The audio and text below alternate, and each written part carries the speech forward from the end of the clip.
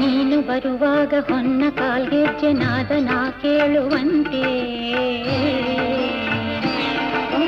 ನಿನ್ನ ನಗೆಯಿಂದ ನನ್ನ ಭಯವೆಲ್ಲ ಓಡಿ ಮರೆಯಾಗುವಂತೆ,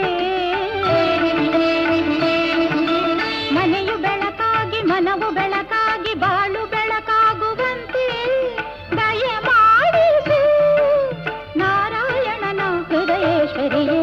ಬಾಗಿಲ ತೆರೆದಿರುವೆ ತಾಯೇ, ಪೂಜೆಗೆ ಕಾದಿರುವೆ.